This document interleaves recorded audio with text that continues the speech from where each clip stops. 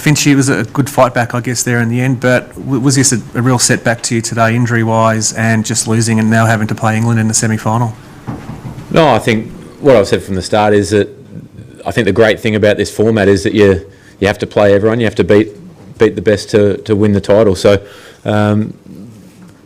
we didn't play our best cricket today, no doubt. I think it was probably a tale of two halves where our first 25 overs with the ball wasn't up to scratch and our first 25 overs with the bat. But like you said, the way that we fought back to get as close as we did after not playing our best was still a really encouraging sign.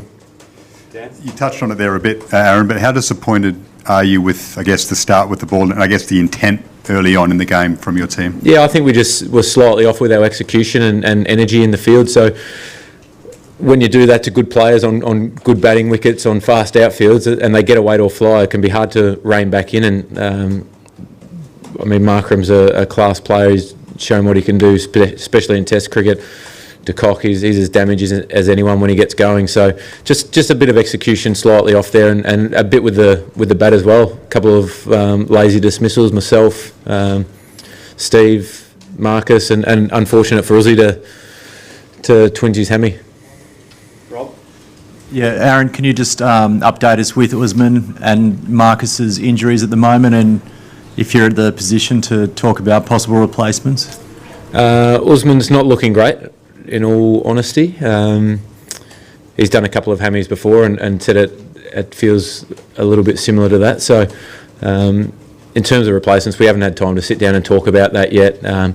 Marcus is just a bit sore on his side and we'll have to wait for scans tomorrow to know the finer details of it. Obviously, it's tough to talk about replacements and things like that when you haven't got the full story and the full scan. So we'll get that tomorrow, and you guys will know as soon as we do, I guess. Well, just after. How big a call was it to bring Usman on for the final overs? And do you think it aggravated his injury? No, he didn't aggravate it anymore when he got back out there. He wanted to go out and especially I think once we got as close as what we did, it was, I think when you got guys like Rabada, Morris still to finish off, having a batter in was going to be crucial. So that didn't work out the way that we planned. Obviously, it would have been nice to hit some big balls there, but it happens. He's well and truly put the team first there, which is a great quality to have and something that we pride ourselves on, that each and every player will always put the team first and to get in a position to win it, he was more than happy to go out. Would you have preferred to have faced New Zealand or England, and does beating England give you earlier in the time give you a bit of a boost? Well, like I said, you have to beat everyone, regardless of who it is or where it is. I think playing well against England at Lords a couple of weeks ago obviously will give us some good confidence going into that game. There's been a lot of build-up to the World Cup, and especially getting towards the pointy end. England have been in really good form recently, so again we're going to have to be at our absolute best to win that. But it's just going to be exciting. Any time Australia plays England, it's exciting. But even any time you're at Birmingham as well, it's a fun crowd to play in front of. They're always plenty of support there for both sides, and it's going to be a great atmosphere. It will be a great spectacle, no doubt.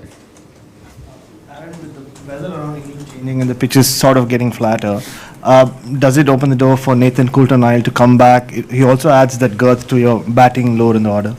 Yeah, absolutely. I think that over the next couple of days, it'll probably be a bit more telling when we get the results of Usman and Marcus's scans tomorrow, when we know who we've got available to play, to be fair, and then we've got till Thursday to sit down and map out what we've got to try and find our best line-up to beat England, and that's all we can do. We've talked about the flexibility that the squad's had over the last 4 or 5 weeks that everyone's ready to go at any stage, so that doesn't change regardless of what happens. Everyone will be preparing as if they're going to play. Aaron, with 2 middle order spots potentially opening up and Alex Carey playing another really good innings today, is there a chance that you might look at him further up the order? Yeah, absolutely. That's something that was discussed leading into this game. It'll be discussed leading into the next game as well, no doubt. He's played a couple of really crucial innings for us in some difficult circumstances and difficult conditions. That second game at Lords on a used wicket against New Zealand was got a brilliant runner ball 71, and today he played an outstanding knock and just couldn't get us quite over the line. But that partnership with Davey was outstanding, and like I just said, we look at everything to come up with the best structure and the best 11 to win against England on Thursday. Aaron, does David look like someone who's just warming to the task more and more each match? And how much confidence does that give you, given the way this tournament's going? The semi-final against England could well be a very high-scoring affair.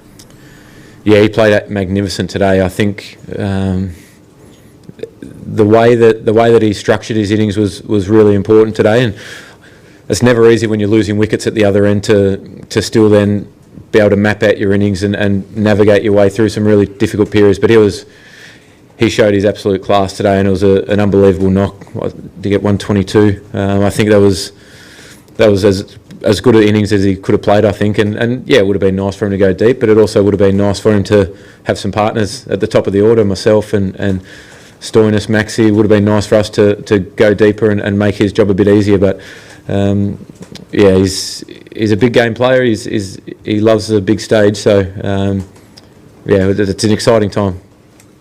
I understand you can make squad replacements, but Pete Hanscom's already on the bench now. Against England, is he the front runner if Usman's place in the 11 is up for grabs? Is that fair? Oh, well, again, like I said, we'll map out every scenario, but coming up over the next few days, we'll know more about who's available in the next couple of days and what replacements look like and stuff like that. So, but Pete, like I said the other day, every time he's had an opportunity to play for Australia, he's done really well and played some really crucial innings for us in India and then in the UAE. So he's absolutely ready to go if needed. Aaron, the threat that Faf du Plessis poses, you guys are obviously well aware of, but a guy like Rassie van der Dussen, you guys haven't seen before. What did you think of him today? Yeah, he played a really good innings, and I think the way that he caught up, we managed to bowl really well at him early and squeeze him in his first 20 or so balls, and yeah, the way that he caught up, he's obviously a leg side dominant player and played some really nice shots and showed a lot of class and a guy who looks like he's played a lot of cricket to be able to sort of get through that period and then explode at the end, got them to that 325, which ultimately was too much. Last couple. Aaron, was there any issue at all with Mitch Starc? It seemed like he might have had an issue with his knee or something. No, like he just landed funny, that ball, and his ankles are a bit when you get some footholds and some edges on footholds, if he changes his position on the crease at times, he just lands in it and it just jars it. No issue there. Cheers, guys.